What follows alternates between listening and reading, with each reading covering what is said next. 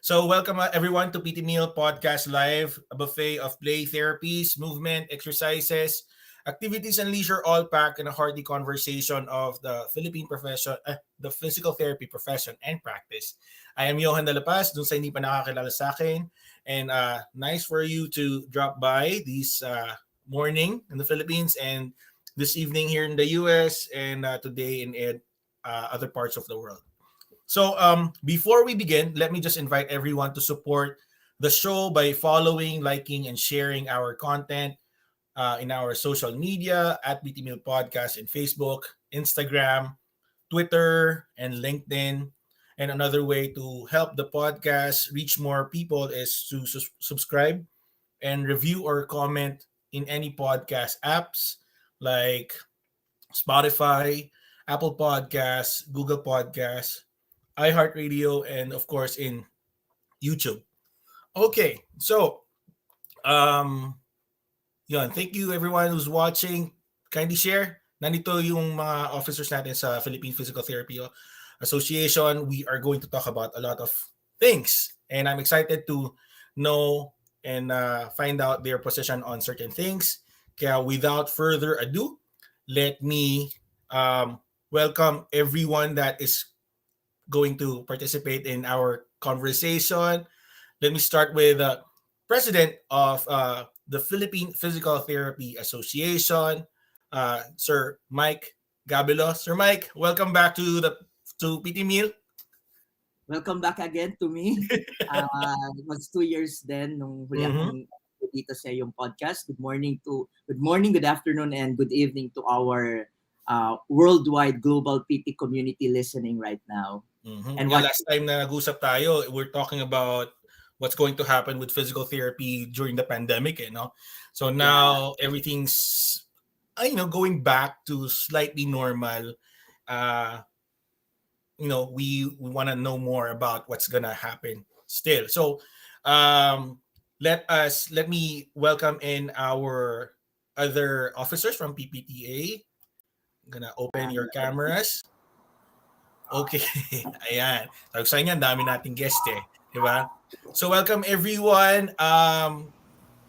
Sir Mike, yeah, could you yeah. I'm really pleased that the other officers of the PPTA joined me in this episode of podcast. So I have here with us. We have here right now our PPTA Vice President for External Affairs, Sir John. Can you introduce yourself and greet our listeners and viewers rather? Hi, sir. Hi, everybody. Good morning.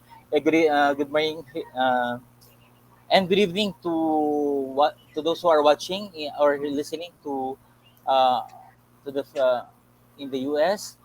and other parts of the country. And thank you, sir, for having us with you because this will be give answers to some of the queries that you are trying to give to us. And I'm Juan Doco. I'm the Chief Physical Therapist of the East Avenue Medical Center Rehabilitation Medicine and one of the largest uh, government hospital in Quezon City. And I'm now the External Vice President for the PPTA. Thank you. All right, nice to meet you, Sir Juan. We also have here our current PPTA Secretary. Right, so good morning. I am Patric Bonavie, and I'm currently the program director for the College of Physical Therapy in FEU Nicanor Reyes Medical Foundation, and I am currently the secretary of the PPTA Board of Officers. Good morning. All right. Hello, Sir Patrick. And we also have our treasurer, PPTA treasurer, Dr. Bautista, Dr. Lily. Hello, good morning everyone from the Philippines. So thank you so much, Sir Johan, our PT Meal, for giving us the opportunity to be here today. Currently, I am the director at Silliman University, the PT program, the treasurer for the PPTA, and also president for PAYOM. So again, thank you so much and hoping for a wonderful collaboration this morning. All right, welcome back, Doc Didi. Yes, Uh, thank you. I believe that we will also be joined by our PPTA VP for internal. I think he's about to log in soon. Okay. Yeah. All right. I'll wait for him and look at the ano, waiting area. All right. So yun nga. I'm very honored that you're all here. Medyo na-surprise ako kasi akala ko talaga si Sir Mike lang. And sabi ko nga kay Sir Mike during our conversation na the more the merrier. And thank you po sa support for being here in the podcast. And I I feel that you being here as well would let the our colleagues know that PPTA is here for everyone for any concerns that we are having or experiencing. So, umpisa na natin, Sir Mike. Yung pinaka magandang siguro balita is what are the updates on our Philippine Physical Therapy Law. I saw in one of the posts of PPTA in Facebook, meron na tayong may pagbabago, right? Tama ba? Yeah. May So, can update, you no? share with us kung anong mga bago ngayon? Yeah, I'm really thankful for this opportunity to share, no, the updates of the PT bill in the Congress. And siguro, Sir Johan, if you could also give me the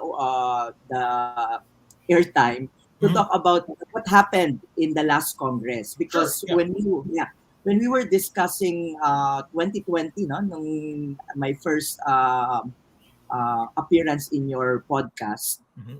um, I've mentioned about the plans and the the direction of the PPTA as far as the PT bill is concerned. And du- during the 18th Congress, that was the previous administration, um, we were very successful in the filing of our bill. And in fact, in the 18th Congress, our bill has passed the three readings in the lower house, in the House of Representatives. Mhm. Um, Doon sa House of Representatives, syempre, during the time that you interviewed me, that was 2020, it was the peak of the pandemic. The bill that we filed there was not immediately heard, was not immediately placed sa floor because there were priority bills at that time. Of course, addressing the need of the country in responding and in recuperating from the pandemic. So that was during the November 2020 when we started to actually parang parang to really start processing the bill, attending different committee hearings. And then there's a Senate bill at the time authored by Senator Lapid, no? So the process in the lower house, in the House of Representatives, honestly, we were surprised that it was basically a smooth and relatively a faster process of doing the readings there, no? So until nga po nung July July 2021, it was approved, and there was this House Bill 9216. Historically, no, a quick a quick background. The House Bill 9216 was a substitute bill then. Substitute because there were three versions of PT bills that were filed in the 18th Congress. Of course, they have to come up with a how do you call that? They have to come up with a unified version, no, incorporating all the concerns and other comments from the other versions. But luckily, yun nga po, we weren't able to experience much difficulty at that time because the version of Congresswoman Tutor, Representative Tutor, Christine Alexi B. Tutor of the 3rd District of Bohol, for the information of those who are not yet aware, she is a licensed physical therapist and a representative, a congresswoman from the 3rd District of Bohol. So, um, we were really glad that the other version submitted to her version. Now, the version of actually of Representative Tutor was the version that PPTA is really pushing for, and it went really through a lot of consultative meetings. Filipino PTs can attest to that. Every time that we have an opportunity during the pre-pandemic, we really insert discussion to really get the the comments, the pulse of the majority, the Filipino PTs.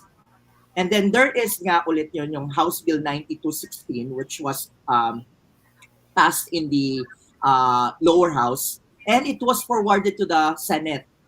Huh? Unfortunately, in the Senate, doon tayo nagkaroon ng delays.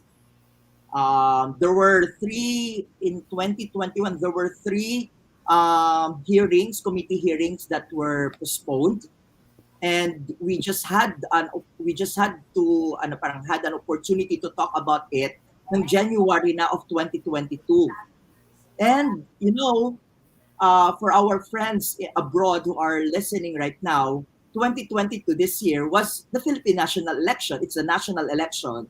So the politicians, the good senators, they were of course busy doing their, yung kanilang campaign period. Yeah, yon. So, yun nga, medyo tayo ay na-hold doon sa level na yon. But as soon as the new Congress the new Congress resumed, the 19th Congress, the bill was already refiled actually by the same main author last Congress, and of course that's Representative Tutor. And presently, we have a House Bill 2045 that is filed in the lower house, in the Congress, in the House of Representatives, and we are just waiting for the sessions to be called, because that was, if I'm not mistaken, last week they just had their reorganization meeting, because our bill would really fall under the Committee on Civil Service and Professional Regulation. So there is a committee on that in the House, and there is also a committee on that counterpart in the Senate. So we will have to undergo the usual process na pinagdaanan natin in the past. But we are so lucky that, and we are so honored that Congresswoman Tutor, Representative Tutor, made a release a publicity material sometime August 14, after we had a courtesy visit to her, after paying courtesy visit to her, that she will really make this as a priority bill in her committee. So that is really a good news for all of us. We are really, we are really boosted and how do you call that? Parang excited about this, because as we were talking privately, this will be a more aggressive, time for us to really push for the changes and of the practice of practice of PT in the Philippines. And one of that, of course, one of the major document, one of the major event that should happen is the amendment of the existing law that governs the practice of PT in the Philippines.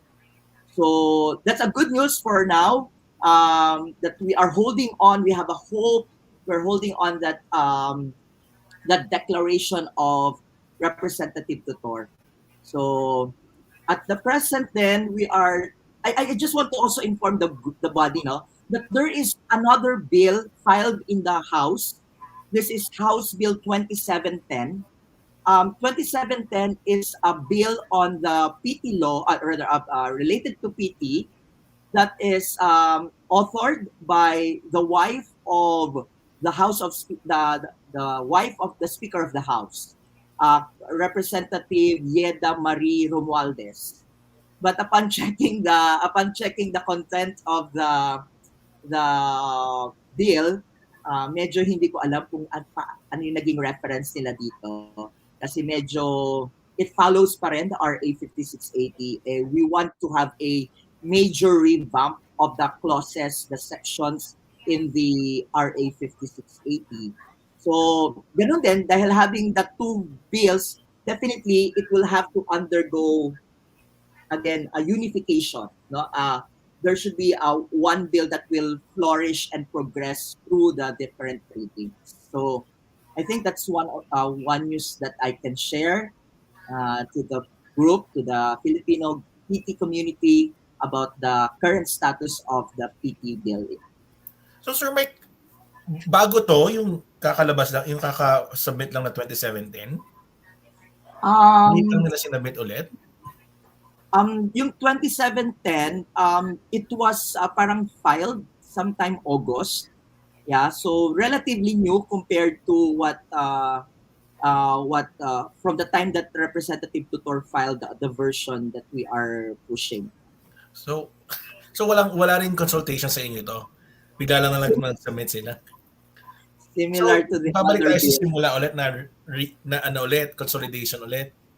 Oo, ganun ulit yan. Oo, ganun ulit.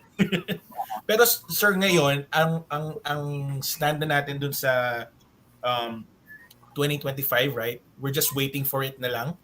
Yun na lang ba ang hinihintay natin, or meron ba tayong kailangan gawin pa to make it move Ah, faster, or just wait and see na lang? no. We will definitely uh, we will definitely need to do something. Mhm. And the role of the chapters, the role of every Filipino PT really matters, Mhm. because we need to really inform, disseminate to the lawmakers, to the different representatives per district of the country about this bill file, because at the end of the day, it will always be the majority in the lower and upper houses that should affirm and vote yes for the bill, for the PT Mhm. bill, no? Okay. So kailangan pa rin talaga ng lobbying efforts.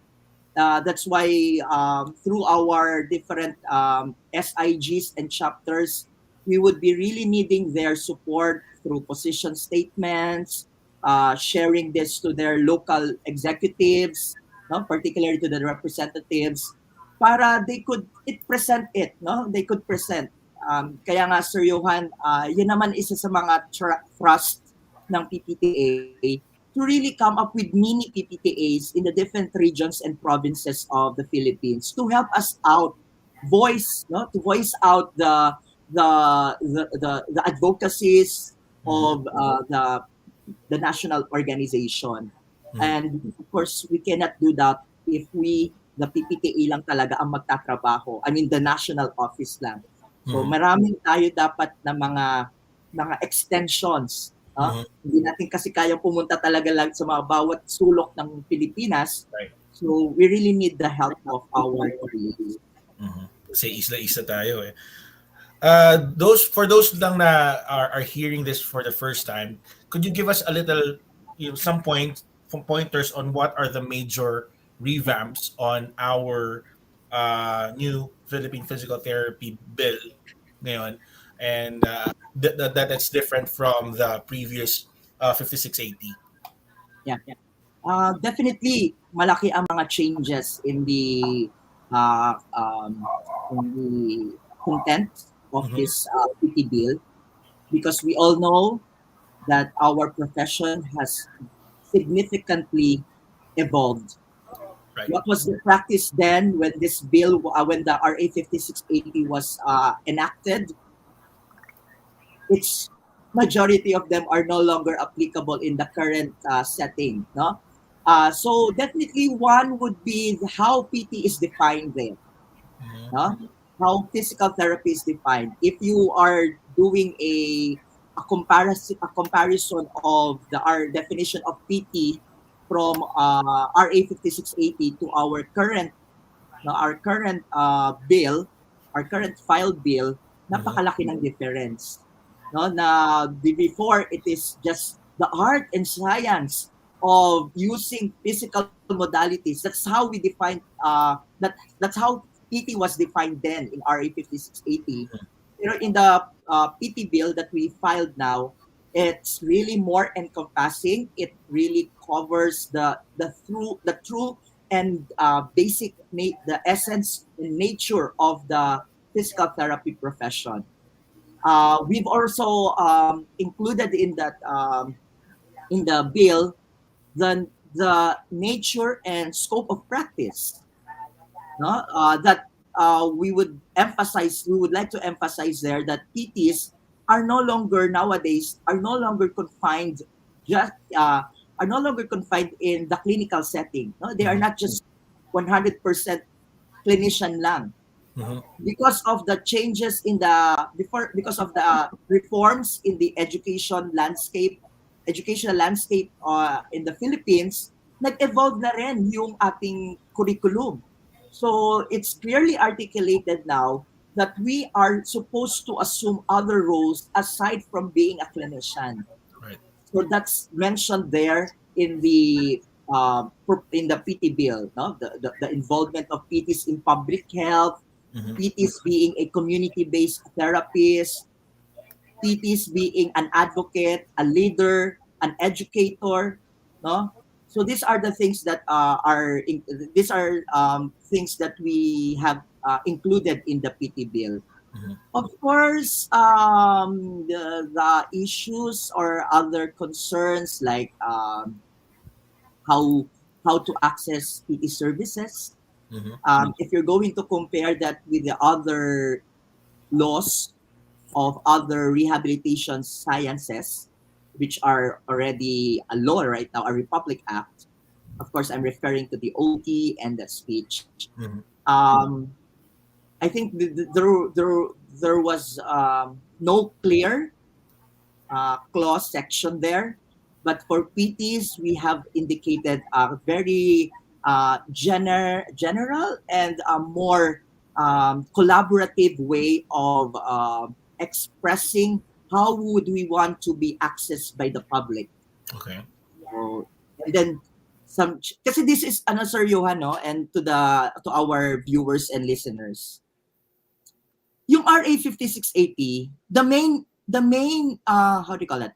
The main inspiration for that was to really create a board of PT and OT. If you look at the long title of it. That's true. But this, yeah, but this time we really want to have a regulatory and practice act. So Mhm. nakalimutan kasi yung practice doon, hindi masyado na-highlight yun eh. So this is more of a regulatory and a practice act. Mhm. So we have to highlight now, how do we safeguard the public? How do we ensure that the PTs will have a very highly skilled, PTs are highly skilled, technical, and upholding the highest moral standards, moral and ethical standards. So nandito 'yon sa bill na ito. Mhm. So this is more ano talaga, parang we could say that this is more comprehensive, but of Mhm. course it will be more comprehensive if we after the creation of the implementing rules and regulations. Right. So, with this po ba, kasi hindi ko nagawa yung homework ko, hindi ko nabasa, uh, magkakaroon ba ng mas malakas na grip or pangil ang ating practice or profession in terms of dealing with, you know, people that, yung mga, let's say, na not practicing within the bounds of physical therapy. Yung I don't know. yung yun nga, yung probably practicing with a license, practicing, physical therapy without being a physical therapist, yung mga ganon. Would that have that much clarity of the punishment of, consequences of being that? Yeah. I would like to answer first, then my other colleagues here could make a follow up, no. Actually yung RA 5680, it has a very naman strong um, um, clauses there about the very clear din naman that you are not allowed to practice True. the physical therapy profession unless you are licensed. So, Mm-hmm. so automatic those unlicensed are not bound or are not supposed to practice, and there are penalties there, Mm-hmm. right? So dito sa PT bill na to, sa PT bill ngayon, ganoon din naman meron 'yon. Anong problema nga ba? Bakit nga ba there are these rampant issues of practices of unlicensed or underboards? Sabihin na natin hindi sa PT. Oo. Sir, actually, the problem is reporting. PPTA, to be honest, has no policing power. It's actually the professional regulatory board. Our professional regulatory board has that power. What we PPTA can actually do, and similar to other professional associations, no? Well, by the way, hindi lang naman PT ang may issue on illegal practices, no? Marami din talagang mga professions din, no? At naririnig natin 'yan. Pero kasi may nagre-report. May clear set of evidence, may proof. We will be receiving, for example, a concern, and then we will ask, no? Can you give us, you have, of course, to have a basis. We cannot move naman na hearsays lang. And these cases are really coming from far-flung areas of the country that we really can't go there, no? So, we need to have a good reporting mechanism na report nyo kami, and then once we get to respond to your, let's say, to your allegations, please provide us with the necessary evidence, because we can channel it to the PRC, to the Professional Regulatory Board. And then the Professional Regulatory Board will have to do something on it. So sila yung may talagang policing power. What we can really do is gather this information, then ask for a black and white document that they have seen, they have experienced this. So, I think, sir, yun yung sagot ko doon sa tanong mo na may ngipin yung bill, yung RA 5680, ang nagiging problema lang talaga would be those reports that should be properly documented. Yeah, I don't know with my other colleagues here if they could if they have other perspective on it. Tumatango si Sir X. Yeah. Yes po. Hello. Welcome din pala kay Sir Christian for joining us. Ayan, dami natin. Yes. Bali, siguro nga po just to add up lang po dun sa sinabi ni Sir Mike, I do agree with what he said that for PPTA, we are actually here to help facilitate those kinds of issues. Okay. So yes, PPTA may not have the police power to do that, but at least we are here to help facilitate the process, to talk and communicate with the Professional Regulatory Commission, to our board. I think yun yung very important role din na pwedeng gawin ni PPTA. And when we say PPTA, that also involves the members. Right. So siguro, all of us together as one organization, to protect our profession, we all need to work together para ma-protect natin siya. So if, for example, may mga ganong cases, siguro active participation, and as what Sir Mike have mentioned, evidences, very important sila. Kasi we cannot complain any issue dun sa mga PRC natin kung wala naman tayong evidences din na napapakita. So I think if we can all work together para lang at least ma-prevent nga rin yung mga ganong practices, then I think baka pwede naman nating ma-address yung mga ganong klaseng issues. So, yun po. Alright. Anything to add sa other members natin in the panel? Yes, if I may add. Sige po. For me, I think it's a cultural thing also. We have been very lenient, not only within the profession, but of course outside. But I think it would be difficult for us to control those outside of our profession practicing. Yung mga rireklamo natin na PT sila pero hindi naman sila PT. Pero mahirap yun kasi they're not under our jurisdiction. So they can do whatever they want to do. But within our profession, I think what we need to change culturally is increase the importance of that license, that PTRP. Marami tayong mga clinicians na they don't renew their licenses. So, and then they are licensed, but I mean, it's very cheap to renew your license, but we have like many expired licenses. And I think that in itself will increase or elevate the importance of that, that ID card. Within ourselves, we should place an importance on that, so that way we can kind of like, change the culture of like, I'm licensed and you're not. Right. Medyo another issue within the profession itself, na sana yun muna within us like physical therapy practitioners in the Philippines. And then we hopefully again increase the relevance of that license, then hopefully makarry on now with like the other population. Right. So ang ganda nung discussion. It opens up a lot of discussion, more discussion. Pero gusto ko muna siyang i-table for now. I want to ask first, good news muna tayo. Ano yung balik tayo sa PPTA? You mentioned earlier, Sir Mike, pero mabalikan natin yung mga issues na yun mamaya. Okay. Pero yeah, thank you, Doc Lily and Sir X for sharing that. For now, siguro for next question is ano na po yung ilan na po yung mga SIGs natin kasi we're trying to 'di ba reach out na ilan na yung SIG natin, ilan na yung chapters natin that would help the national PPTA para the audience would know kung meron ba silang chapter na mas malapit sa kanila, they can help out there, yan. Yeah. Sir Johan, I think my colleagues, the two VPs will can provide the necessary information. But just again an information Mhm. to all our colleagues that again we want empowerment of PTs, Right. no? And we thought of empowering the PTs by creating their own groups, no?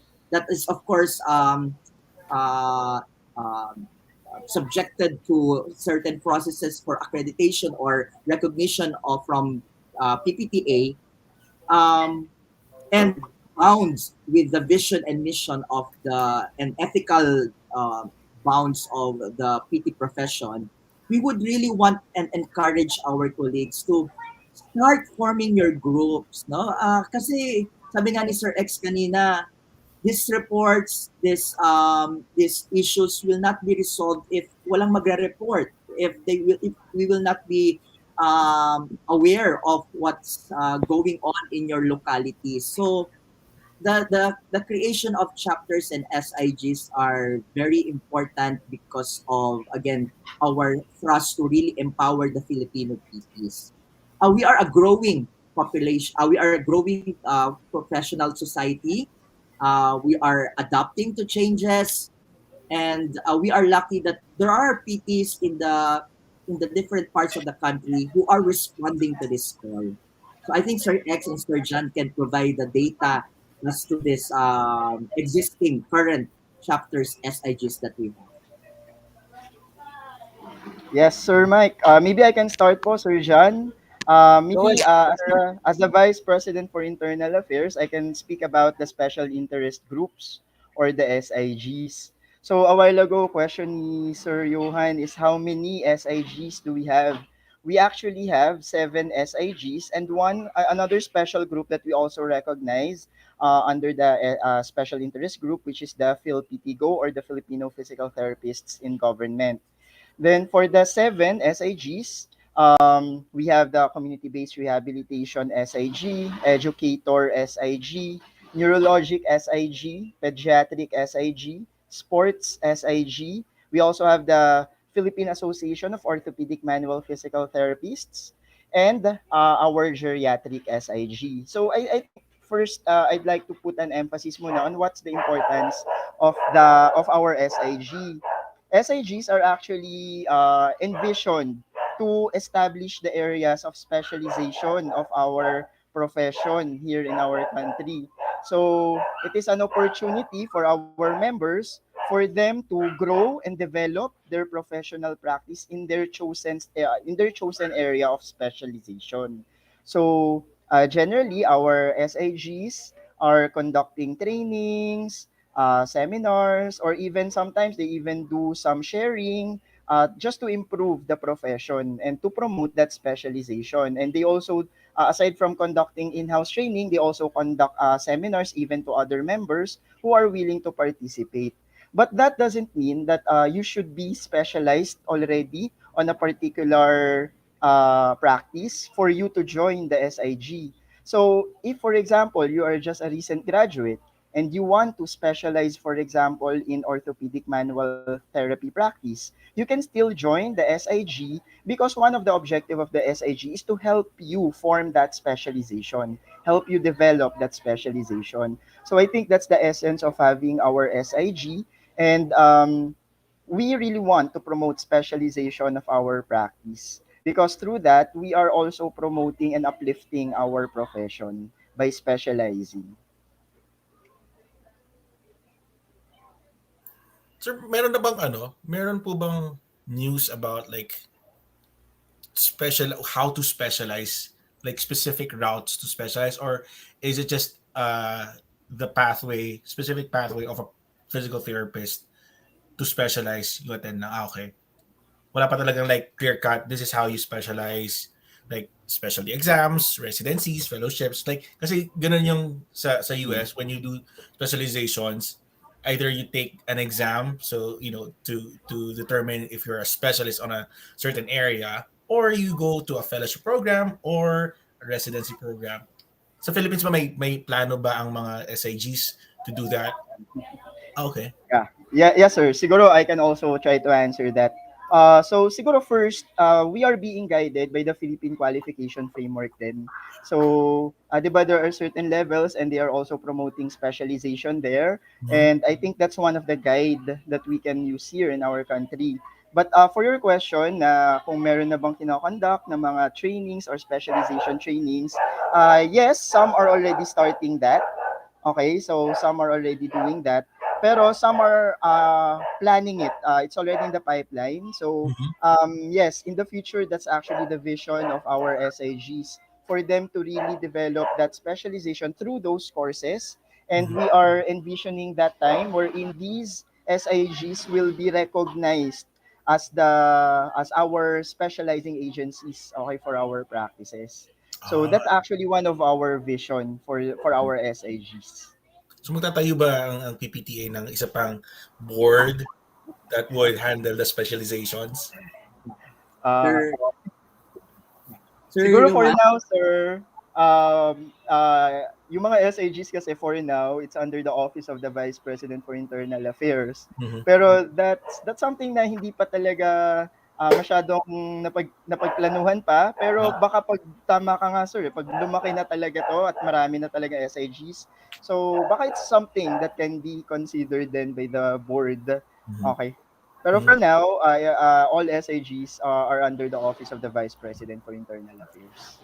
That's an exciting thing to look forward to, no? Like, Sir Johan, yes sir. Yes sir, Mike. yeah. Habang hindi pa tayo lumalayo sa discussion no, na pinag-usapan yung mga specialization, sususugan ko lang yung binanggit ni Sir X no, about the Philippine Qualification Framework. No? Tama yon, that is the framework, that is the model that is being um, currently being used by the Professional Regulation Commission in their future plans. And I think without giving too much details, Mhm. because I am not allowed yet to do the pronouncement of this, but it has Yes. mentioned already in the last PPTA Impetus 2021 that career progression and specialization pathway and credit accumulation and transfer unit transfer system or CPS, mahaba eh, CPSP CATS. They call it CPSP CATS, Career Progression and Specialization Program dash Credit Accumulation and Transfer Units. Now that is a program of the PRC right now, and every profession has to create a committee that would really look into the specialization. Mhm. And tama, the role of the SIGs that we have right now will play a crucial role eventually in the creation of these pathways that you are talking about, no? Similar to what's happening there. Mhm. How long will be the residency, etc., the certification programs, etc. And in fact, Doc Lily and I are part of this committee in the PRC. We have already finished. Tama ba si Doc Lily? No, we are finished about we have already set the outcomes. Ang ginagawa na lang po namin would be we're waiting for the call to do a public consultation because that's always a part of any policy making, to always consult all the stakeholders. So yes, that is the next one of the future directions of the PT profession, to come up with our own specialization. Mm-hmm. Yeah, that's exciting. Specialty boards, magkikreate ng mga specialty boards soon that will really certify, that will make the certification of the professionals. Right. Yeah. So that's really something exciting that we can look forward to in the coming years. All right. Or how about thank you, Sir Christian, for that, for sharing the SIGs. How about our chapters? May dadagdag ba since last time tayo nag-usap, sir? As Yeah, Sir, Sir good John. morning. Um, well, we have now 12 chapters. Una-una po, I have to enumerate them. Starting from Region 1, we have Ilocos chapter, we have Pangasinan, we have Tarlac chapter, we have Pampanga chapter, we have Cordillera Autonomous Region chapter, we have um, Quezon chapter, then we have Batangas chapter, we have Bicol chapter, so that is all for Luzon, and we have one in Cebu chapter. We have also the Summer chapter, or somewhere in Tacloban. Then we have uh, the Dumaguete, or that is Oriental, no? Mm-hmm. And we have two from Mindanao, the Northern Mindanao and Southern Mindanao chapters. And uh, with this, sir, we're eyeing for the 13th chapter, which will be that is for Occidental, Negros Occidental. Mm-hmm. Uh, Hopefully, they will be launched on October 16 this year. Oh, this year. And early this year, we have Pangasinan. Mm-hmm. Just want to tell you about their story. Telling you frankly, their potential, the potential of the chapters were not that much maximized during these pandemic times because of the restrictions and guidelines. However, most of the chapters were able to render services due to their good collaborations and networking, of course, to the mother org, the Philippine Physical Therapy Association, to other professional organizations, to NGOs, and of course to the local government units where they are in.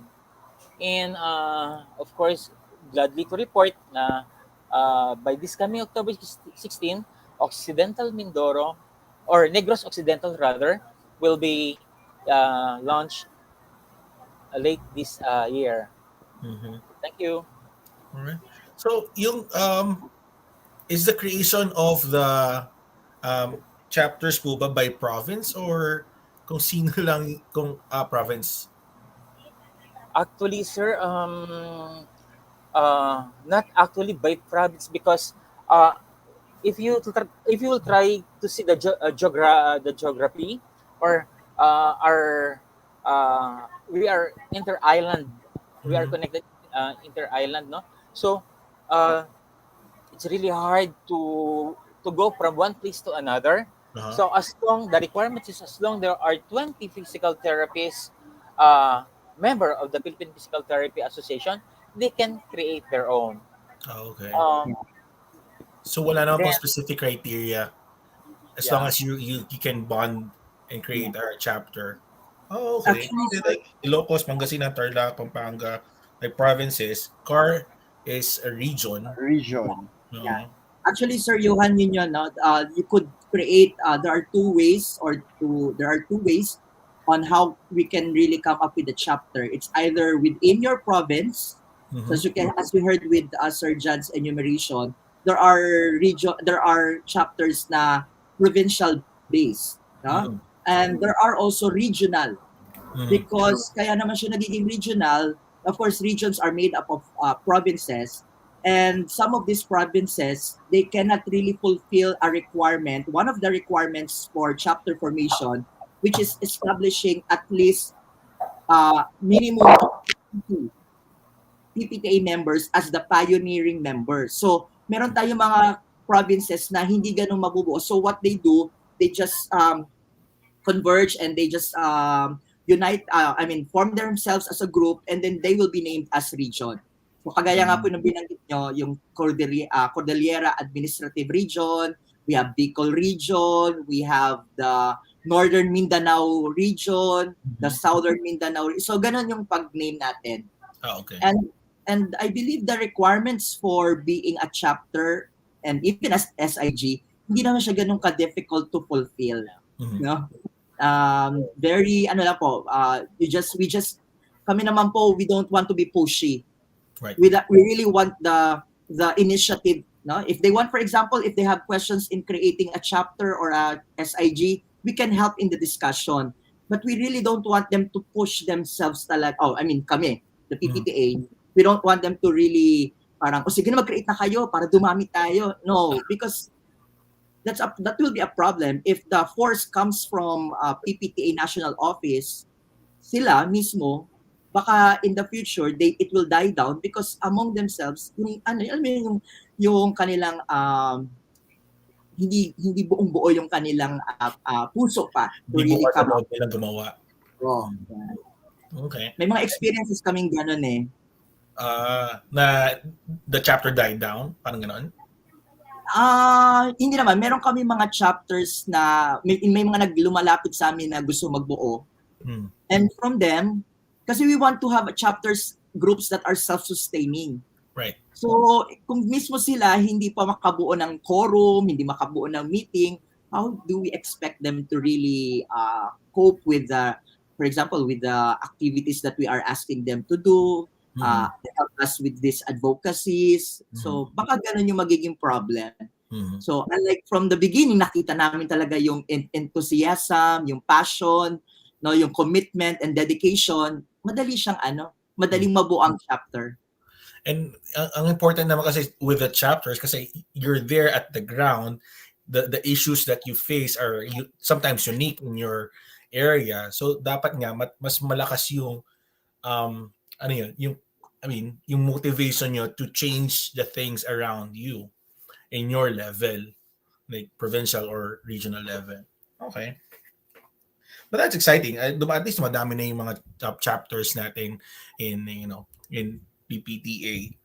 All right. So ito, babalikan na natin yung mga issues.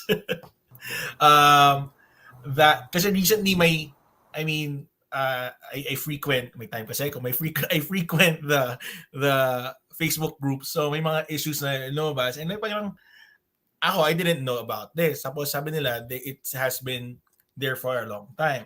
So I wanted to ask you guys, since you're all here, and about the stand or what we can do about this situations na naumpisa na natin kanina, na it can be cultural and reporting as well. Pero siguro just to bring it out in the spotlight again, kung ano yung mga ibang nangyayari is like siguro first one na is yung practice of physical therapy by unlicensed, untrained individuals. Sabihin natin yung mga massage therapists, spa attendants. I hear words like bone setters, hindi ko alam kung ano ibig sabihin nun. They're practicing, siguro yung iba, hindi nila sinasabing physical therapist sila, pero some of them are practicing in a physical therapy clinic. Some of them are practicing on their own. Pwedeng hindi nila sinasabi na they're therapist, pero they're handling patients on their own, which is scary kasi we have, I think, an obligation for the public to protect them. So siguro doon na lang muna sa unlicensed people providing physical therapy treatment in an area or clinic with physical therapist. So with that, ano yung, di ba, ano pwedeng gawin ng mga nakaka-observe natin na fellow physical therapists about it?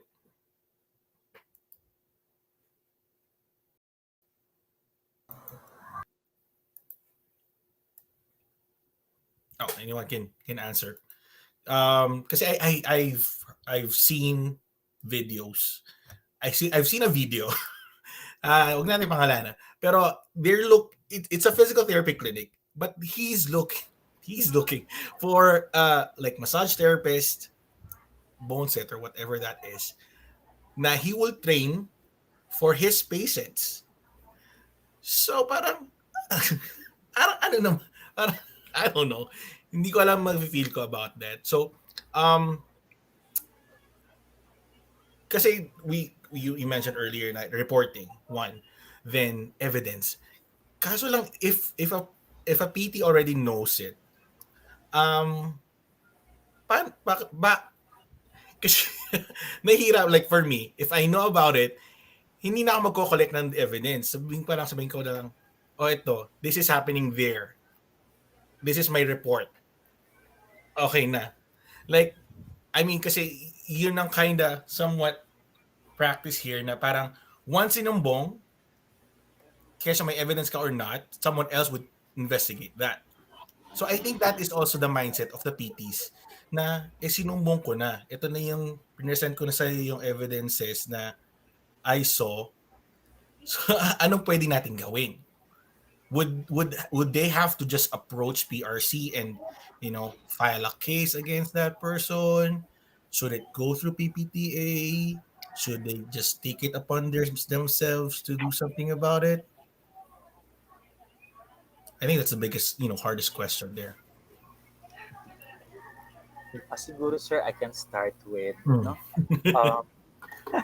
sir, well, from the NGA's point of view, national government agencies, GOCCs, government-owned control corporation, no, na mga hospitals, I think we are not admitting anymore, or we are not hiring anymore unlicensed physical therapists, even though the position is PT Tech or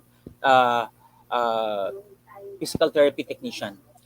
So instead, since we have that position, we hired a licensed physical therapist. Well, that was before perhaps, but I'm not quite sure with the private sector or clinics, because I'm working in the government, so I can just speak in behalf of the government.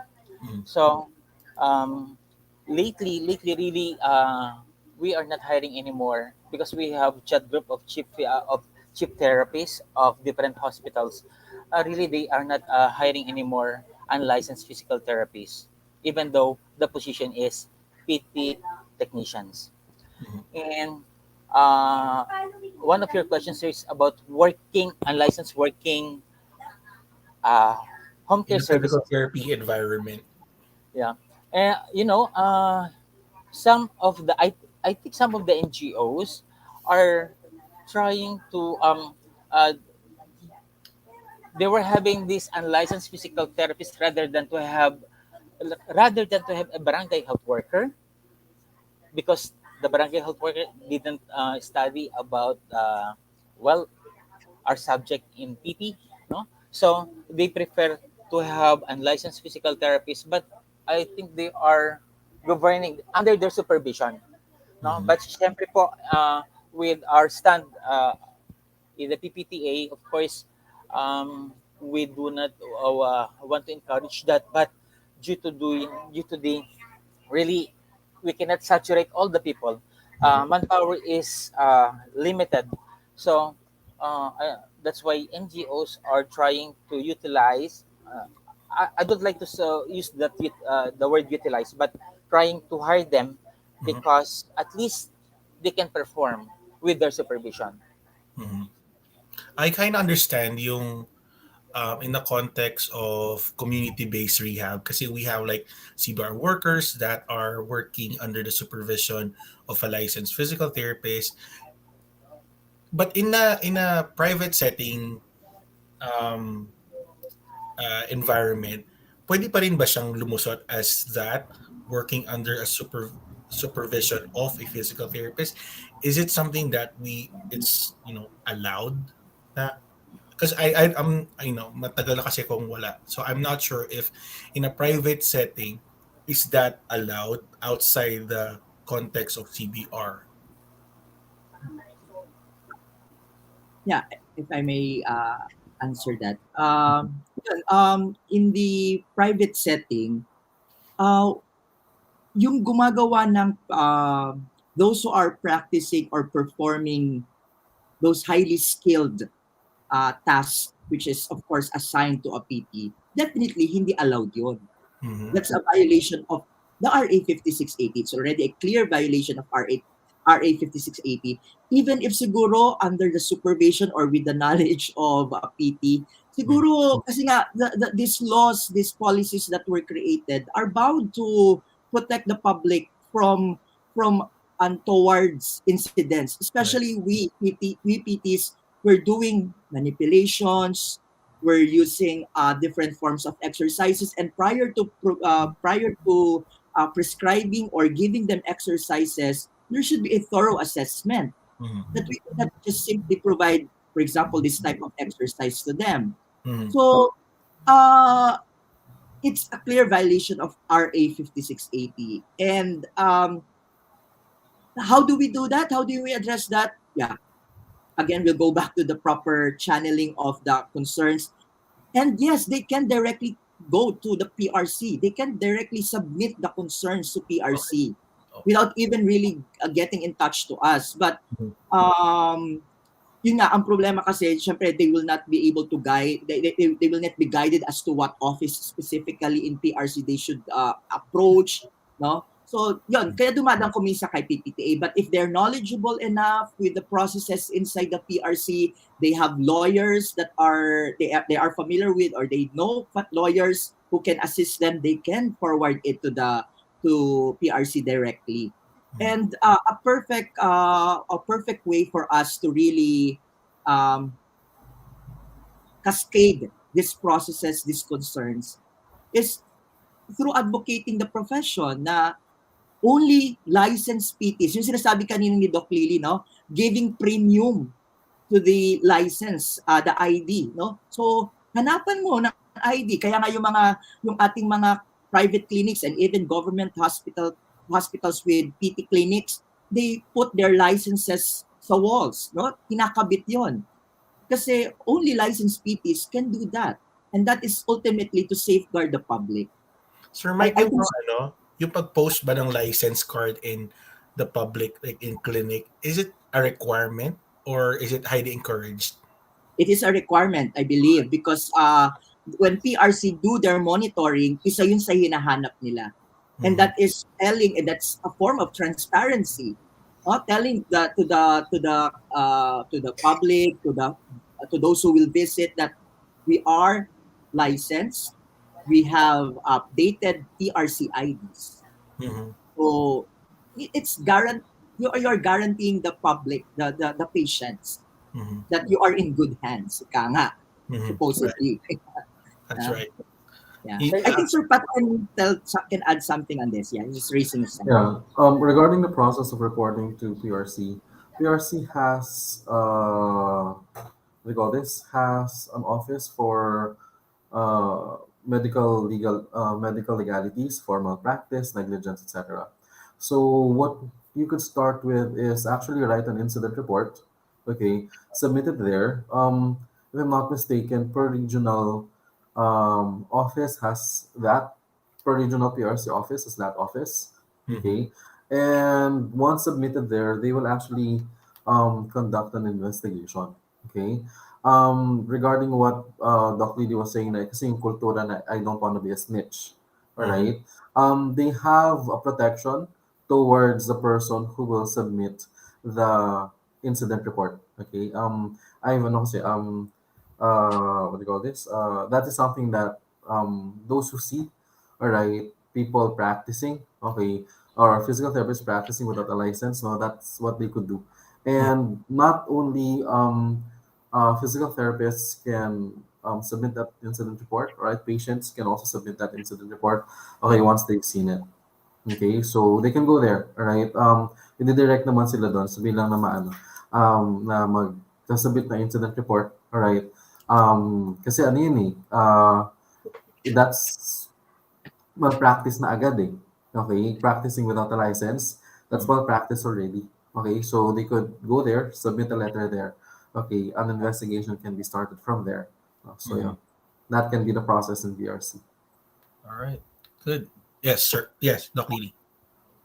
Yes, also to add, marami na tayong talagang mga governing bodies, PPTA, CHED, PRC. I mean, they're all really, I mean, the profession has grown na talaga within, the past 10 something years. I think the question that you have is yung mga talaga mga outliers, mga talaga marami mga non-PTs having their own businesses. So kaya yun yung ano ko kanina comment ko na it's like it's hard for us to control that because it's outside of our jurisdiction. But as PTs, if we kind of have a combined effort, it's not really reporting and you're being a snitch. No, this is protecting our livelihood, protecting our license. I mean, we went to school all these years, so we should not consider that in the context of like I don't want to get in trouble and report that person and I'll be like in the middle of the limelight.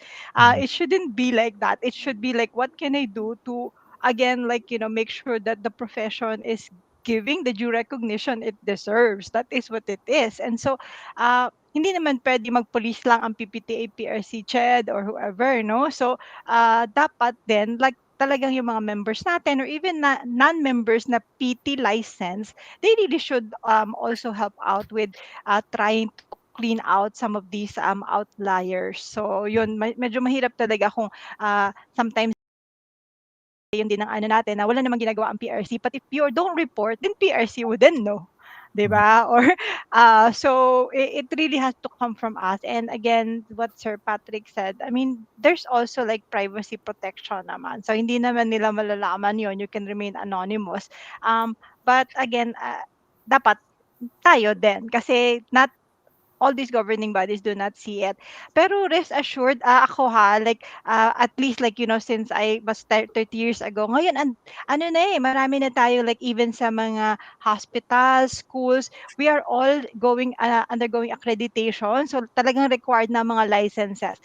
Here in our small town here, wala talaga na-hire na non-license. So, lahat sila talaga license na regardless of the item, kahit technician lang ba, anything related to PT, I have not seen any what they call this member of the group na practicing as a PT who is unlicensed, at least in our area here. So that I can say. So Yeah, that's good. I think with like accreditation of hospitals that can be monitored and enforced. I think some of the problems would be in home care and in private practice na wala kang form of monitoring. They have their business license and that's it. Di ba? Tama ba? Parang gano'n lang. They have their business license to practice and that's it. And I don't think DOH is monitoring how they deliver physical therapy. Di ba? Wala. And it's not insurance. And insurance doesn't ask for documentation or anything, right? So yeah, kasi cash yung mga kasi. parang So ano, di ba, Doc Didi here, those are the safeguards for the public eh. The documentation, your insurances, na it's that physical therapy is being delivered by a physical therapist. So yun nga. And I've seen job postings that are taking in physical therapy graduates. I mean, are we already allowed or is it allowed now to practice again without a license under the supervision of a licensed PT pero you're a PT graduate? Kasi I here in California may ganon.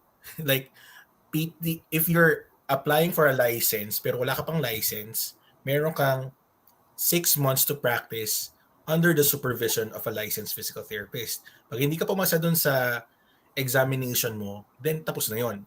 You really have to take the license. Pero in the Philippines, kasi nagulat ako, may nakita ko mga post na they are accepting unlicensed physical therapy graduates. I think they're being hired as physical therapist assistants. Again, is that already allowed? Kasi nagulat ako eh when I Um, saw that. it's very clear in the current law of physical therapy that you cannot practice any PT-related skills without a license. In terms of home care, I guess we could really just lean towards professional accountability. Mhm. Okay. I think, yeah, like what Sir Mike is saying earlier, advocacy is towards informing the public, right, even the patients that even to be hired as a home care PT, okay, kailangan niyo una na lang hanapin yung license, okay? Though, yun nga, PPTA does not have a policing power and also does not have the proper resources to monitor each and every physical therapist, no? Um, ano talaga, information to the public na uh, hindi pwede mag-practice. Mhm. If for PPTA naman, under the responsibility of PPTA naman kasi, all PPTA members should have their PPTA licenses. Okay, and they're very much, our members are very much aware or informed naman that they could not practice without licenses. Mhm. Pero yun nga, Sir Johan, as of now, by law, it's still a no, right? There's no supervisory pa rin. Mhm. Okay, if the issue is practicing Mhm. without a license. Oh, yeah. Okay, so Sige, And sitahin even natin in yung mga nagpo-post nun. And even in the PT bill that are currently filed, right, that is currently filed now, there is no provision for that. The PT assistant. Mhm. In the Yun nga, US, di ba? nagulat ako, akala ko meron na eh. Wow. Wala. Yung PT technician niya in our PT bill, we removed it, no? Kasi Mhm. sometimes the PT technician item becomes an abuse kung minsan pa nga yan eh. They give a license to hire licensed PTs, and then the item is PT technician for some hospitals. Pero mas mataas kasi yung skill ni licensed PT na, tapos doon siya supposedly yung PT technician niya, di ba ano yan, Sir John, the item is not really a licensed PT ang nilalagay diyan. That's Kasi right. before merong may parang ganong, may associate PT course parang ganon. 2 years yata if I'm not mistaken, parang ganon. So It's wala not, nang school na nag-offer ng ganon. So yeah.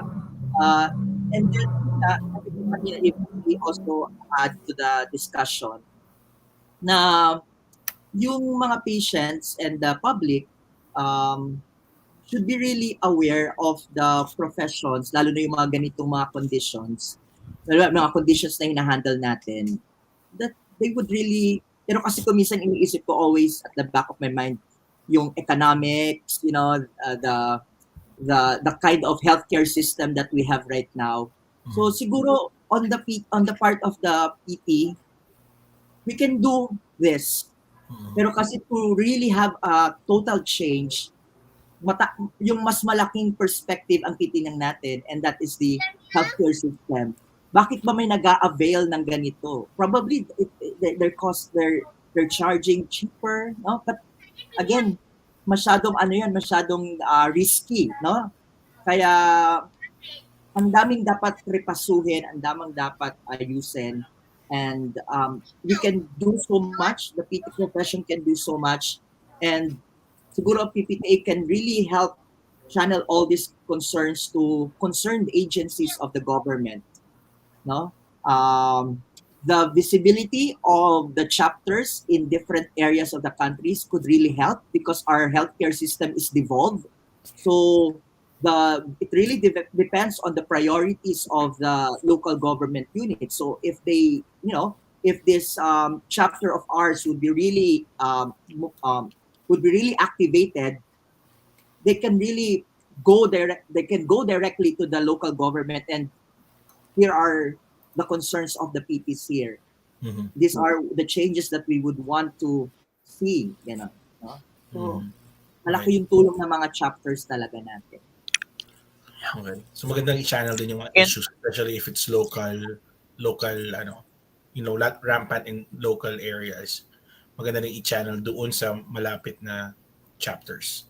Yeah. Yes, sir. Sir John, you were about to say something. yeah, yes, sir. In addition to what Sir Mike had said, um, uh, the creation of chapters po, actually in the government sector, uh, they are really in need of this because one of the requirements for their performance governance system, ito po is mandated by the Department of Health, Department of Health that one of the linkages, one of the key result areas which is linkages, they should have these chapters to be involved with.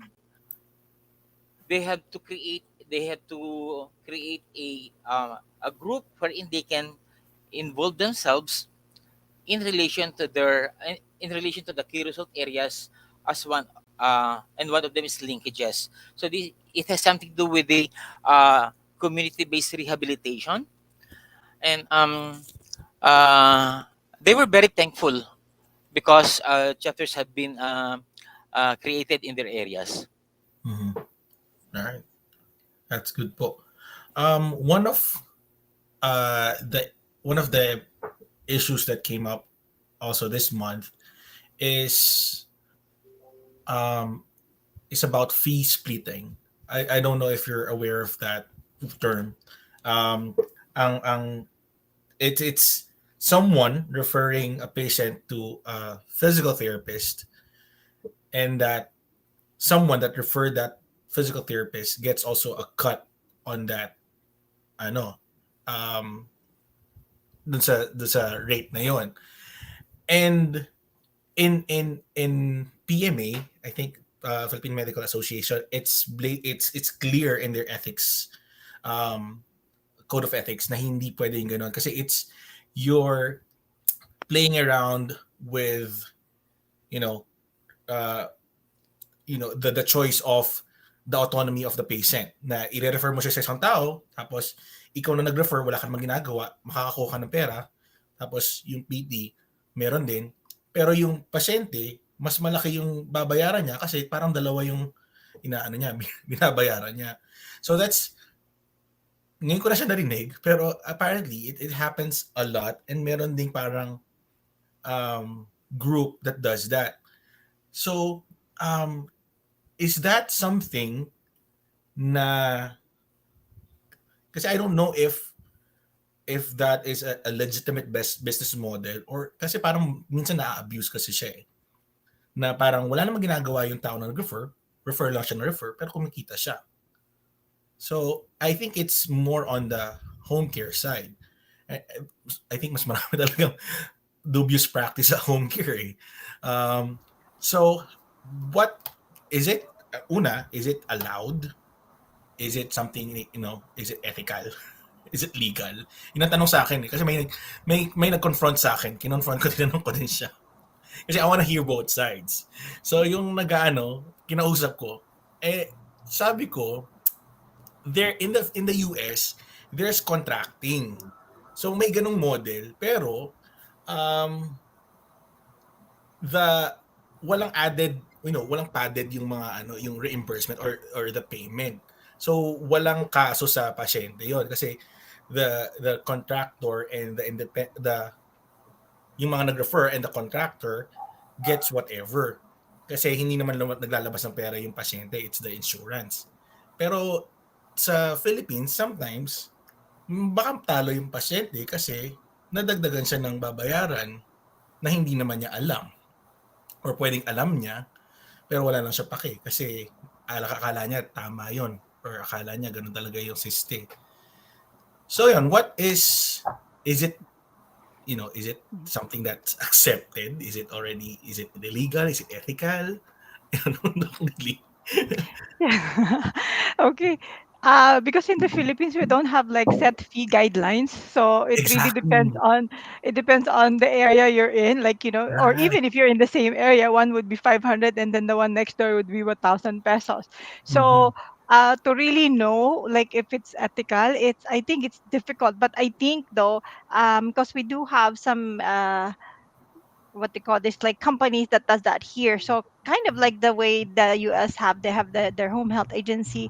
And I don't think they, at least the people I know, they don't increase the rate. The rate is like the common in the area, and they say, let's say they get 10% of that rate, and the therapist, basically will get a lesser fee compared to when the patient is self-referred or referred by Mhm. the a physiatrist. But I have not heard that they will increase the rate for the purpose of that, like that they would have their cut. So for example, the rate 500, then they'd make it 700 pesos. Now Mhm. I'm not sure saying that that's not happening, but then who's to say that that's not the rate for Mhm. that company? Because again, because of lack of like fee guidelines Mhm. that will govern the home health visits. So Yeah. medyo gray area talaga siya on Yung- if it's legal or not legal, because we don't really know ano ba yung legal rate. So, Right. Yun nga po eh, kasi when I was talking to that person, sabi ko, I could see the business model happening. Like, yung company would be doing the legwork, talking to the mm, physiatrist and finding the appropriate PTs. And, you know, ikaw yung PT, gusto mo bang kunin to? Kasi nasa area mo. And so, ganun. So, parang, I mean, if I was the PT and mababa yung caseload ko, game ako, basta maayos yung usapan. If there's a contract and alam natin ano yung bounds ng responsibility. If something happens to my patient, sagot ba ako nung referring entity? Or ano ba yung ano? So, ang sabi ko, ang sabi ko dun sa nakausap ko, nandun ba lahat ng mga contract? No, kasi you're contracting someone, so dapat may contract ka. Hindi lang verbal contract, di ba? To make it really legit. I think wala silang actual contract. Kasi nandun yung liabilities mo, ano yung benefits na makukuha ng mga ng PT, may benefits pa siya. Kung may mangyari sa pasyente, sinong sagot? PT lang ba o pati yung referring entity? So, yun nga, very gray yung area na yun. Like, it can happen with, certainty, pero what are the parang criteria that would make it so that both parties are safeguarded and also the patient as well. mm. Yeah, I think what would really make it more legal would be what you said. Like there has to be some sort of a contract or a memorandum of agreement between them, between the therapist and then the organization. So that way there's Mhm. also no hidden fees or anything like that that would be incurred by the patient, because dapat alam niya na this is an organization or a company referring you to a different PT. Mhm. Yun. Pero medyo ano tayo dyan, no? Medyo creative ang mga Pinoys, and they they Actually. really don't want to sign all these contracts. So, sige, maybe I'll give the floor to others. So, but yes, I don't think they have contracts, Sir Johan. So, yan siguro. Parang puro mga verbal.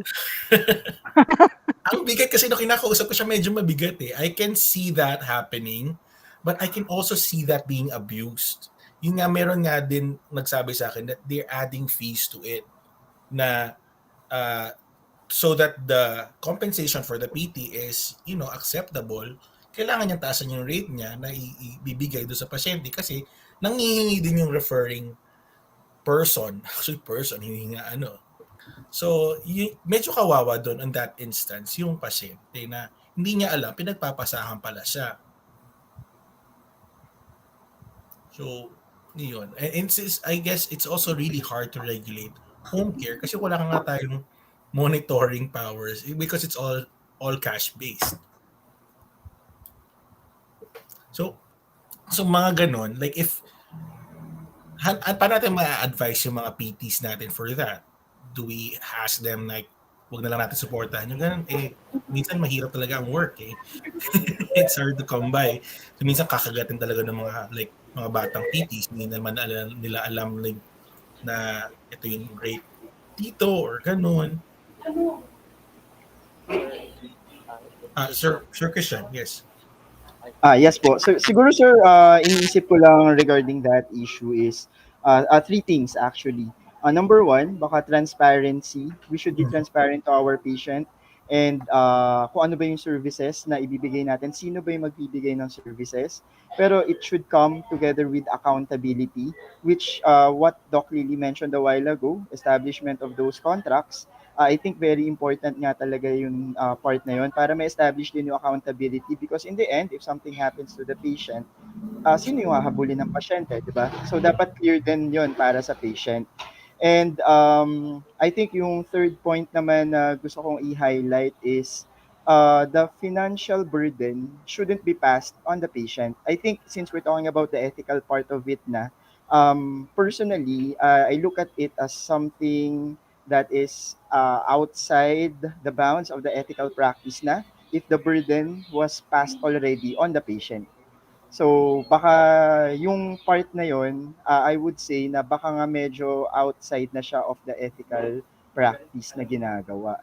Pero kung siguro, very clear from the start na they're transparent, they know yung accountability, and the burden was not passed on the patient, um, for me, baka wala namang nakikitang ethical problem pa siguro for now. So, yun. Are you gonna add something, Sir John? Yeah. Yes, sir. Unang-una po, Sir Johan, there's no policy or guidelines for this concept, no, for this activity. And of course, second is there's no standard fees to be collected. For example, in my area, Quezon City, well, in the radius of 5 kilometers, I have to charge, for example, only I have to charge 750 to 1,000 in the uh, in 5 kilometer radius. Then beyond 5 kilometer radius, I have to charge additional 250, or it can be 1,000 to, well, that will depend on, hopefully we can discuss this in our organization, so that there will be a standard para wala pong naiiwan, so that everybody is not a loss, not at a loss. Kasi nga po, they can charge, for example, if somebody referred to me a patient near Marikina, I can charge that to 1,000 to 1,500, no? Because of the proximity. That is about 7 to 8 kilometers away. So if traffic, no? And if somebody will refer me to Manila, and that is 10 kilometers away, so perhaps I can put 2,000 for that, or 2,500. So this is the beauty of collaborating with each other, so that we can tap our physical therapists who are near to that place. Mhm. Ano po, we do hope we can discuss this with the organization. Maganda pong i-discuss din po yan para ma-trim down po at hindi kawawa ang mga pasyente. Wala kasing national, or wala tayong data for national rates, right? Even with home care, wala rin tayong, I mean, walang set di ba? Kasi iba-iba yung ginagawa ng mga tao with each area, with each region, islands. Yeah, it's hard to regulate salaries. Pero yung salaries in the government, they're set already, right? Or yung mga salary grades for PTs? Yes, sir. Hindi ba na pwedeng gawing i-benchmark yun? Sir Mike, you can unmute yourself. I'm Yeah. sorry. Yeah. Can you hear me now? Yeah, I can hear Yes, you. sir. Yeah, I think that can be used, no, in the plans. Actually, that's part of the assignment siguro ng PPTA to hopefully devise a way on how we can really propose a standard fee scheme or payment scheme of our private practitioners. But that would really entail a lot of record review of records, no, getting what's the practice in the grassroots level. So marami, no? But yeah, salary grades from the governments can be used as a basis, as a baseline.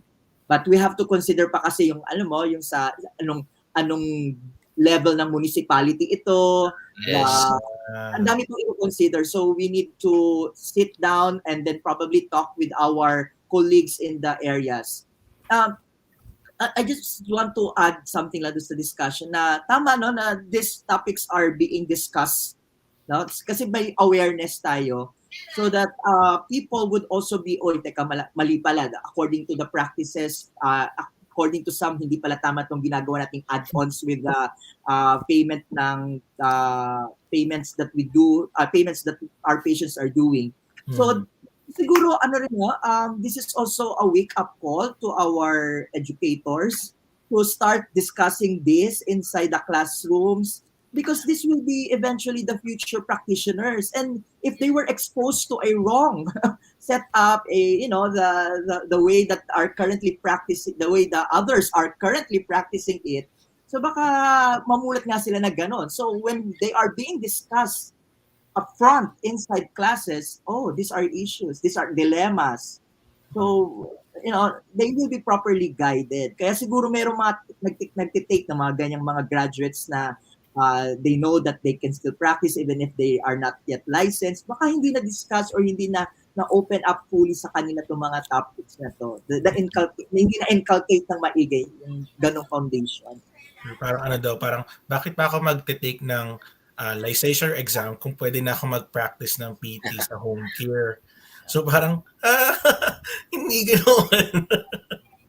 Kasi parang anything na mangyari sa'yo or anything na makasira sa'yo, makakasira din sa profession. Parang yun ang hindi nila nagagrasp na parang bakit, parang added na naman yun, burden sa kanila daw na like they have to study or they have to pay that ng license, pwede mo sila mag-practice ng walang license. So parang hindi dapat ganun ang thinking. So yun. May comment sa atin isang ating viewer. I can show pero mahaba. Dapat na po malaman natin why PMA considers fee splitting unethical in the first place. Dapat ba natin embrace din yung code of ethics? Bakit po tayo nag-refer ng pasyente sa ibang colleagues kasi di natin kaya i-treat yung patient for whatever reason? So dapat ang pag-refer ay in good faith and goal ay continuous care for patient. Dapat hindi tayo nangongotong sa pasyente at kapwa colleagues natin. True naman, kasi like for here, you can't directly refer a patient to someone. The patient should have the autonomy to choose kung saan sila pupunta. And I think ang problem naman sa Philippines is patients don't know where to go. So they accept what the referring entity would give them. Pero ethical-wise, I mean, dapat well-informed din siguro ang pasyente what's going on. In terms of code of ethics po, I think kayo po yung makakasagot nito. In terms of code ethics, do we have to write that plain and simple in our code of ethics that this is not a practice that should happen? Yeah. Yung code of ethics natin it's very general, and I think it will include the current issues that we are facing right now. That's one of the core documents that we will have to revisit and probably revise as soon as we get to have a new law in the Philippines. So that updating of code ethics, if we need to be very specific, if we need to do benchmarking with the other code of ethics of other professional societies, we can do that. Especially nowadays that we are, interprofessional collaborations are being practiced, or is being practiced rather. So hindi masamang mag-benchmark tayo with other professional societies. Yeah. And as what I've said, Code of Ethics is one of the documents that we want to revisit so that if there's a need to upgrade it, if there's a need to amend, gagawin natin yan, because this will eventually the core of ethics that is also promulgated by the PRC. So whatever code of ethics we are using in PPTA, they use that also.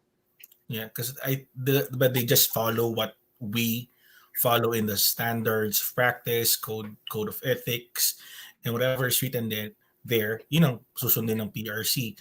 And that those documents are easily revised if needed, right?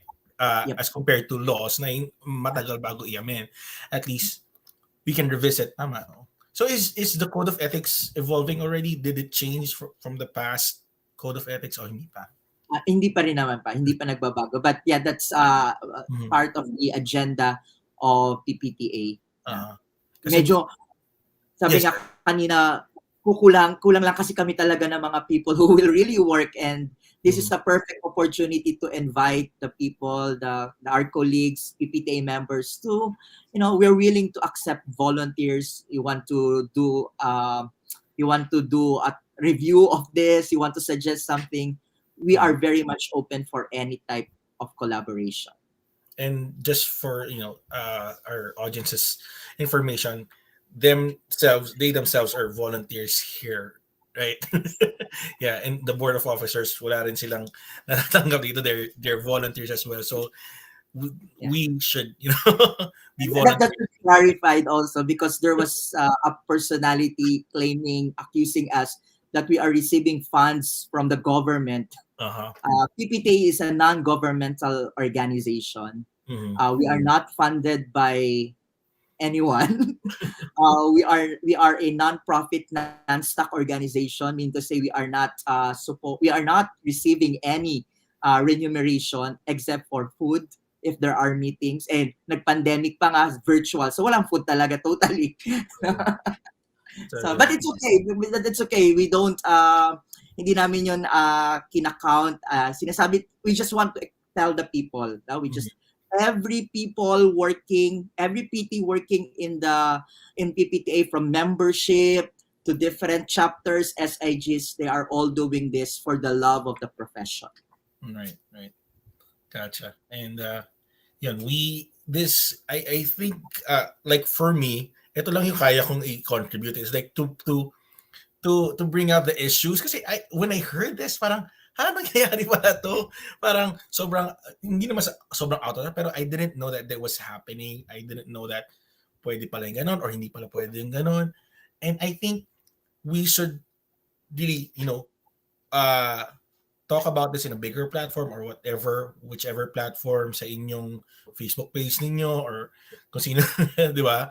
Sa inyong practice, na this things shouldn't be happening. This is not why we're practicing, and this is this is not supposed to be happening in our practice.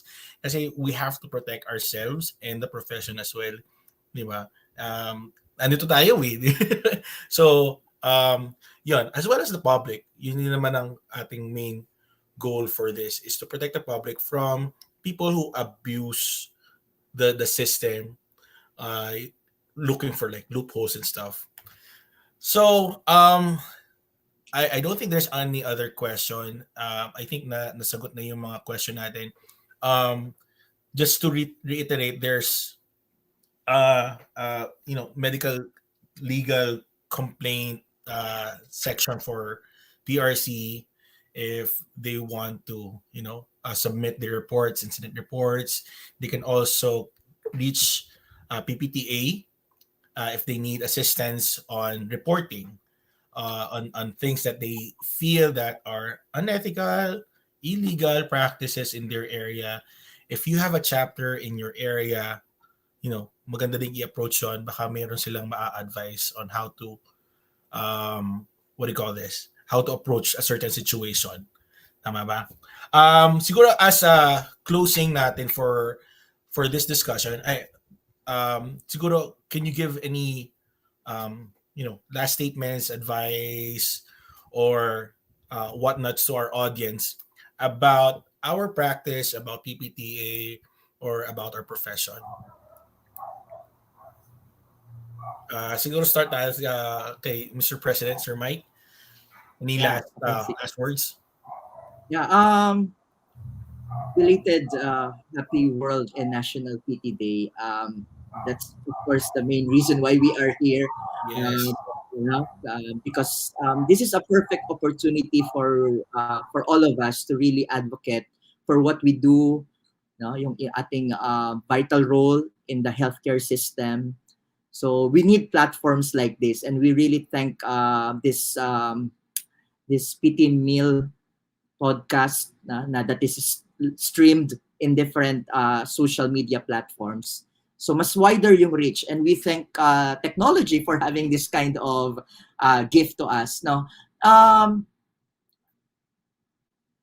the profession will continuously evolve. No, it will continuously evolve, and we need to adapt. We don't have a choice but to really adapt to these changes.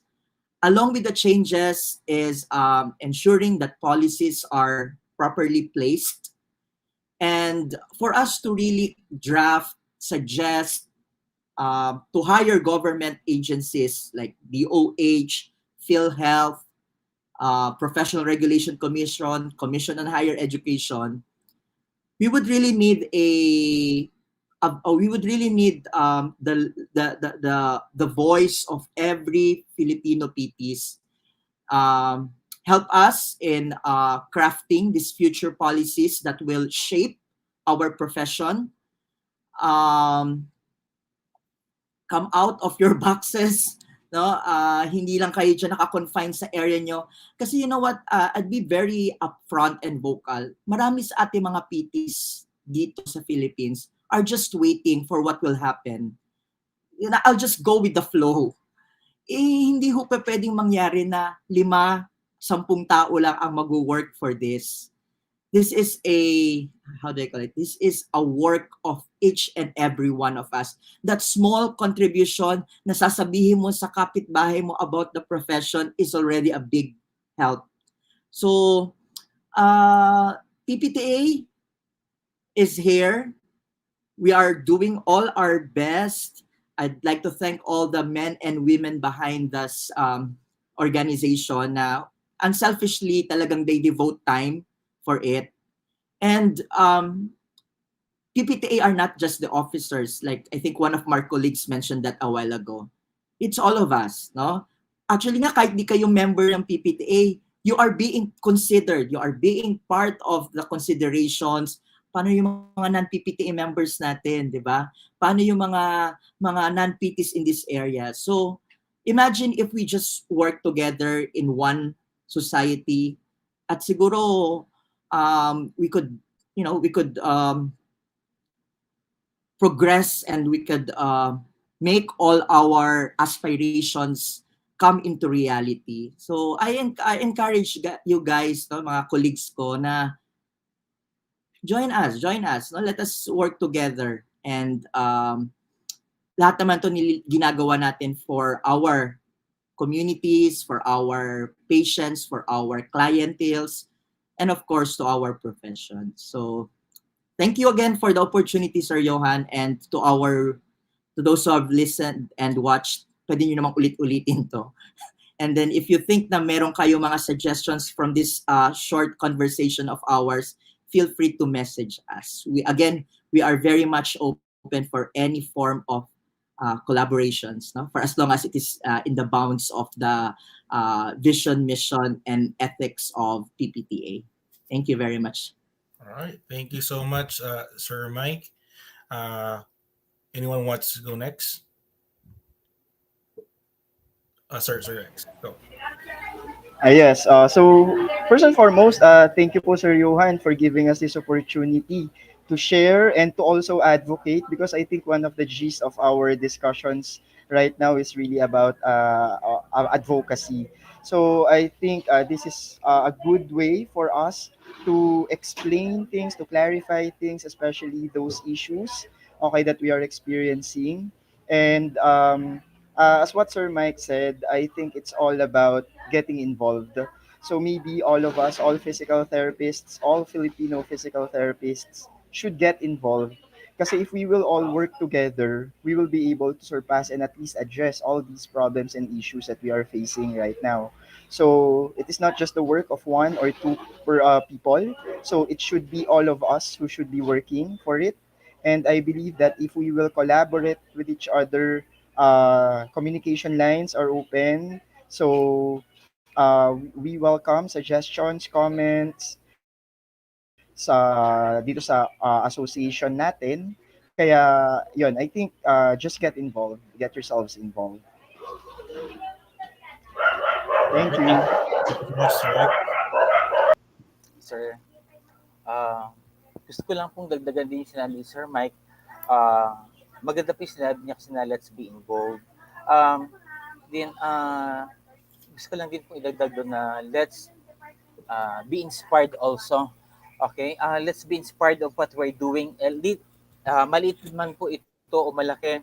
Let's be inspired of what the PPTA is doing and the other colleagues of ours that they are doing. And of course, this is just like a piece of a puzzle that we need to put in place. Its part in place, and um, so that we are in tune and organized. Of course, finally, for the participants, those who are listening, watching this program, uh, let's be a part of this. Kasi po hindi po namin magagawa ito kung wala po kayo. Thank you. Right. Thank you, Sir Sir John. Sir Mike, do you wanna do you wanna say something first before we go to Doc Lily and Sir Patrick? Oh, sorry, sir. Unmute muna kita. Ano yung sabi mo, sir? Yeah, we can muna ask the others Okay, to do their final Alright. statement. Sige po. Doc Lily? I guess I see. Sir Patrick, yeah, go for it. All right. So I guess the major points that we have talked about really today is professional accountability. All right. These issues actually will not arise if our fellow physical therapists really value professional accountability in terms of really sticking with the law and sticking with our code of ethics. Okay. I'd like to support what Sir Mike said. No. All physical therapists are really craving for, if not desperate, for the change already of the PT practice here in the Philippines. But again, we cannot do that with a handful of people. We need everyone's cooperation. And if we are professionally accountable, which is actually part of our professional responsibility, we could be that, we could inch towards that change. Okay, let us not be trapped by culture. Let us not be trapped by tradition. All right, let us not be trapped by kung ano na yung nakagawian. Because if we will just wait, no, nothing will really happen. Okay, again, let me implore each and every physical therapist that is listening to this, right, and even others, okay, to really advocate and to really be professionally responsible and professionally accountable. Only in that way could really, inspire change towards our practice. Because for the people who are involved, they are or we are doing our best in really pushing the profession forward. So thank you very much. All right. Thank you, Sir Patrick. I think I like that. Pero how would that, how can we teach professionalism, professional accountability to PTs? Parang ang hirap ituro ng ganyan, di ba, sir? Kasi it should be implied. Actually, bago graduate, natuturo naman ng professional accountability. How is it practiced? Practically, number one, if you know someone who's practicing without a license, for example, there a confrontation of that person, diba? Now, if you don't stop, all right, then I'm obligated to report you to the board. That's practical professional accountability in itself. Okay? Kasi mahilig kasi ang Pinoy sa hindi to nagpo-practice. May nagiging professional gossip siya. Hindi to nagpo-practice. Ano pwedeng gawin, no? That's number one, all right? Confront the person who is indicted with a fault. Okay? So that's professional accountability. If wala pa rin, alright, if nagko-continue pa din, dun tayo sa other measure on reporting already. Okay? Because I believe that even in other countries, that is how professional accountability is observed. Okay? Through confronting the person, right, to the suspect of not practicing properly. And if that does not change, an obligation, alright, to report to the institution they're under or affiliated to, or to the professional regulatory board. Right? So, ayun, that's how we can practice professional accountability in terms of home care. All right? Very important ang transparency. All right? Very important ang what do you call this? Ang veracity ng isang physical therapist. Okay? these things are already taught before they graduate, right? Before we actually get our licenses. Right. Okay, it's siguro it's being How they forgot, use. alright, because of culture, tradition, and Mm. even, life situations. Okay, pero yun, those are two, three simple things that I can think of to really accountability. Thank Mm. you. All right. Thank you, Sir Patrick. Nung sinasabi mo, I remember like with any new job that I go to, lagi kami merong orientation on para how to where to complain. So dito kasi ombudsman, then and Medicare yung pwedeng pagsumbungan. Pwede kayang gawin yun in every hospital, in every physical therapy clinic na nandun yung ways on what is, ethical, what is right, kanino magsusumbong, ito yung channels and stuff like that. Yun ang naiisip kong pwedeng gawin like aside from putting the licenses sa clinics so that the patients would be aware. Kasi for sure, patients would go to a doctor and a clinic before sila mag-home care. At least at that Hmm. time, makita na yung poster, aware sila na, ay, dapat pala may license yung hihingin kong PT. Ay, dapat pala ito yung mga ginagawa ng PT sa akin. So, pwede kayang suggest yun like something that can be part of a credentialing body as well in a rehab center. In my knowledge, all medical affiliations have those processes. Okay. Okay. Mhm. It's just really the courage and really the, what do you call this, the courage and the accountability of a person to follow those processes. Mhm. Right. Hindi tatawid ang isang clinic under like a hospital without Mhm. those processes. Okay. Mhm. A lot of what do you call this? A lot of private clinics are actually sprouting all over Metro Manila, even True. maybe through the provinces, no. But actually part of what do you call this? Part of uh the requirements, all right, of really creating a clinic is having those processes. Okay? Mhm. Lalo na kapag mag-hire ka, magpa-file ka sa DOLE. Pag nag-file ka sa DOLE, kailangan 'yon. Kailangan may policies ka Mhm. on grievances, malpractice, etc. Right. Okay? So, thank Mhm. you. Okay. Thank you, Sir Patrick. Doc Didi, your last statement. Yes, sir.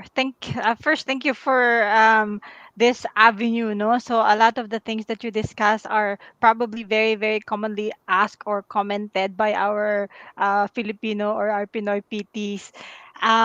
So I think together with my officers with the PPTA, we have I guess that's why we're all here. No, we have the common advocacy of elevating the profession.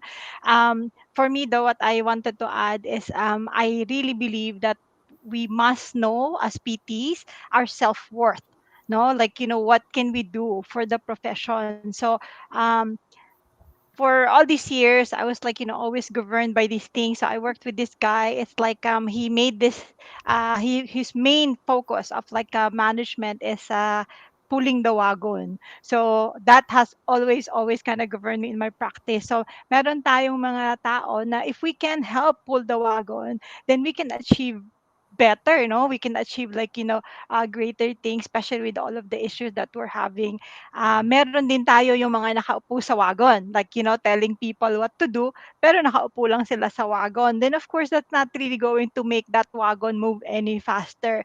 Better pa nga yung nasa likod ng wagon na at least they are supporting the people who are pulling the wagon. So, hopefully, we can all be part of the people pulling and then maybe like, supporting those who are pulling uh, the wagon. So, it's a collaborative effort. Everyone must really help out with the betterment of the profession, and I think it's all coming along really well. So we are in the Philippine context. Of course, we cannot compare ourselves like with the first world countries. So we have to do whatever we can in our own context, but at the same time dapat meron tayong active participation. So I think that's key, no? Active participation in tackling all of these issues that we have discussed. Thank you. Thank you, Doc Didi. Active participation. Right. Okay. Before I hand the stage again to Sir Mike, may comment lang si Sir Royson as healthcare and societal needs evolve, our profession and services should evolve. The challenge is for us to at least participate, even better to be as drivers of that evolution.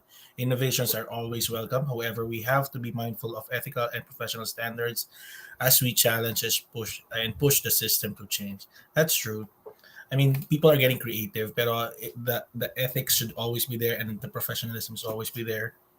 And uh, another one is from Moha, like PAOT and PASP, sana eventually maging possible to release lists of accredited clinics with licensed professionals talaga.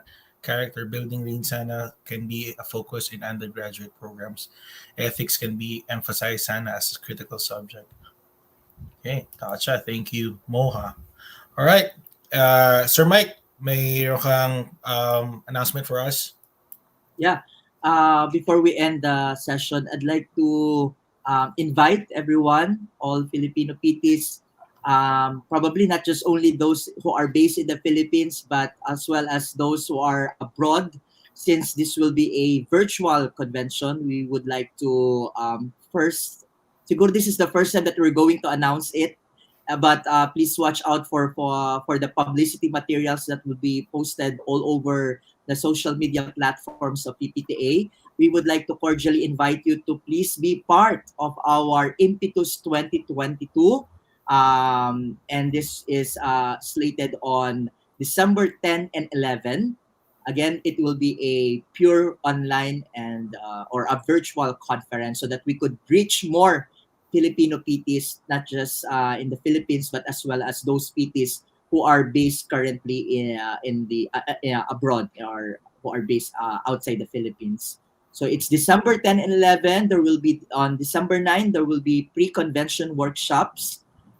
We opted to have the pre-convention workshops to be face-to-face or virtually. So the proponent of the pre-convention workshop can actually decide whether do it face to face or in person or virtual. But definitely there will be in person workshops. So hopefully po you could participate. And again, thank you for this opportunity.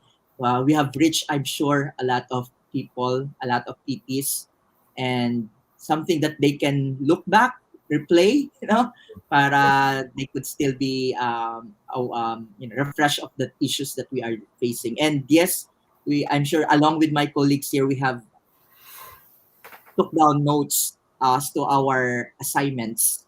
Okay. Thank you very much.